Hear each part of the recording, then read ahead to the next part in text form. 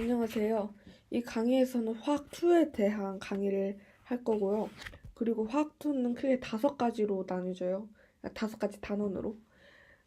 1단원은 다양한 모습의 물질, 2단원이 물질 변화와 에너지, 3단원이 화학 평형, 4단원이 화학 반응 속도, 5단원이 인류 복지와 화학인데요. 일단 처음 배우게 될 1단원에서는 앞부분은 전에 배우던 화학이랑 되게 비슷한데 기체 부분에 가서는 이상기체 상태 방정식이 나와서 약간 물리 1에서 마지막에 배웠던 이상기체 상태 방정식이 나오는데 거기서 약간 어려울 수 있겠지만 그 뒤에는 또 다시 쉬워지니까 거기를 극복하시면 화학2를 되게 편안하게 공부하실 수 있을 것 같아요.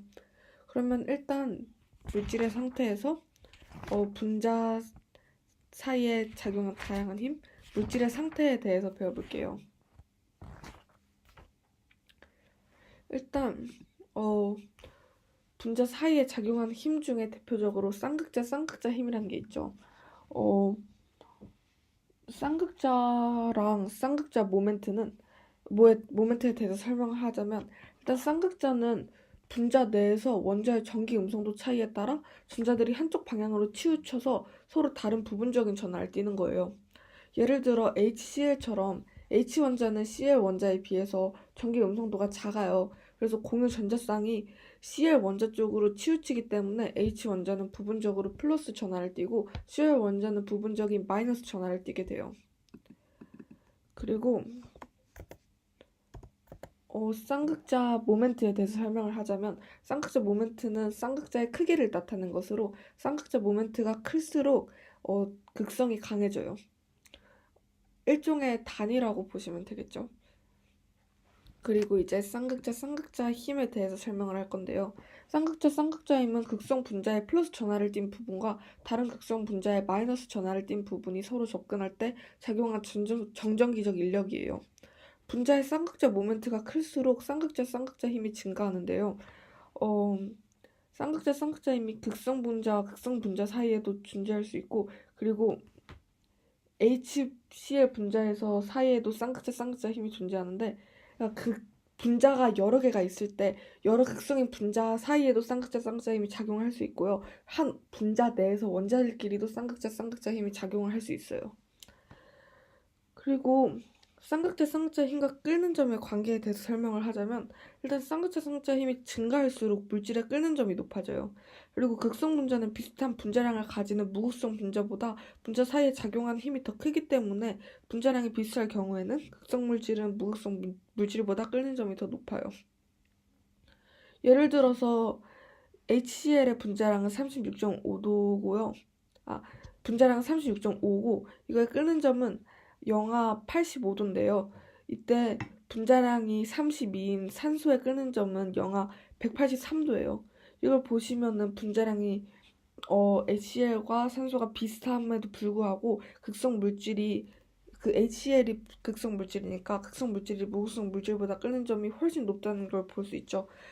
그리고 이제 분산력에 대해서 얘기를 할게요. 분산력은 반데르발스 힘이라고도 말하는데요. 이걸 런던 힘이라고도 말해요. 넓은 의미에서 반데르발스 힘은 분자 사이에 작용하는 힘을 통틀어서 의미하는데 분산력은 순간 쌍극자와 이 쌍극자에 의해 유발된 다른 무극성 분자의 순간 쌍극자 사이에 작용하는 인력이에요.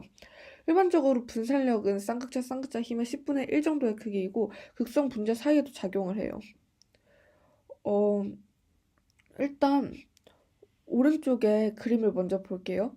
오른쪽에 그림을 보면 위에 왼쪽은 순간 쌍극자가 된 건데요. 순간 쌍극자가 얘가 순간 쌍극자가 됐는데 오른쪽에 있는 분자는 무극성 분자예요. 그러면 전자들이 순간 한쪽으로 몰리는 편극이 일어나 순간 쌍극자가 형성이 된 게 첫 번째 그림이고요. 그리고 아래 있는 두 번째 그림은 순간 쌍극자에 의해서 이웃의 무극성 분자의 편극이 일어나서 또 다른 순간 쌍극자가 형성이 된 거예요. 그리고 분자량과 분산력의 관계는 분자량이 클수록 분산력이 증가해요. 분자량이 클수록 편극이 쉽게 일어나기 때문이죠. 그리고 분자의 표면적과 분산력의 관계에 대해서 알아보자면 분자량이 비슷한 경우에 분자의 표면적이 클수록 분산력이 증가해요. 이게 왜냐하면 분자의 표면적이 클수록 편극이 쉽게 일어나 힘이 작용하는 부분이 커지기 때문이에요. 네오펜테인과 노말펜테인의 경우에는 분자량은 같지만 노말펜테인은 네오펜테인보다 분자의 표면적이 커서 전자들이 한쪽으로 치우치는 편극이 일어날 확률이 더 크므로 분산력이 커요. 이제 분산력과 끄는 점의 관계에 대해서 알아볼 건데요. 일단 분산력이 증가할수록 물질이 끄는 점이 높아져요. 분자량이 증가하면 분산력도 증가를 해서 결국 끄는 점이 상승을 하는 거죠. 원래는 메테인, 에테인, 프로페인, 뷰테인, 네오펜테인, 노말펜테인으로 갖고 비교를 해야 되는데 그 표를 못 찾아서 그냥 어, 노말펜테인, 아이소펜테인, 네오펜테인 이 세 개만 가져와 봤어요. 이게 제가 방금 말씀드린 그 분자량은 같지만 표면적이 커서 전자들이 한쪽으로 치우치는 편극이 일어날 확률이 더 크므로 분산력이 크고 분산력이 크면 끄는 점이 높아지기 때문에 아래 끄는 점이 점점 분산력이 클수록 높아지는 걸 볼 수 있죠. 그리고 이제 수소 결합에 대해서 알아볼 건데요. 일단 수소 결합은 전기 음성도가 큰 FON 원자에 결합한 H 원자와 이웃한 분자의 FON 원자 사이에 형성되는 강한 정전기적 인력이에요. 오른쪽에 있는 그림과 같이 이 점선으로 표시되어 있는 부분이 수소 결합인데요. 물 분자가 있으면 그 분자 사이에 그 물 분자 안에서 원자들끼리의 결합은 공유 결합이고요. 그 분자와 다른 분자가 결합할 수 있게 해주는 힘이 수소 결합이에요. 그럼 수소 결합의 크기는 분자량이 비슷한 경우 분산력이나 쌍극자 힘보다는 훨씬 강해요. 하지만 공유 결합의 힘보다는 훨씬 작죠. FON 원자와 H 원자의 전기 음성도 차이가 매우 크고 H 원자의 크기가 작아 이웃한 쌍극자에 가깝게 접근할 수 있기 때문에 이런 일이 일어나는 거예요. 그리고 수소 결합 물질은 이합체나 다합체를 형성할 수 있어요. 이합체는 두 개의 분자가 수소 결합 중에 힘에 의해 결합해서 한 분자처럼 행동하는 물질이고요. 다합체는 예상할 수 있겠다시피 여러 개의 분자가 수소 결합 중에 힘에 의해 결합해서 한 분자처럼 행동하는 물질이에요. 그리고 수소 결합에 의해서 DNA 염기쌍과 단백질의 2차, 3차 구조도 형성이 되는데요. 이거는 생명 시간에 되게 많이 배웠을 텐데 티민과 아데닌이 짝을 이룰 때 그리고 사이토신과 구아닌이 짝을 이룰 때 수소 결합을 형성하는데요. 티민과 아데닌은 두 개의 수소 결합이 형성되고요. 사이토신과 구아닌은 세 개의 수소 결합을 형성을 해요. 그리고 이제 수소 결합과 끓는 점의 관계에 대해서 설명을 할 건데요. 수소 결합 물질은 분자량이 비슷한 다른 물질에 비해 끓는 점이 높아요.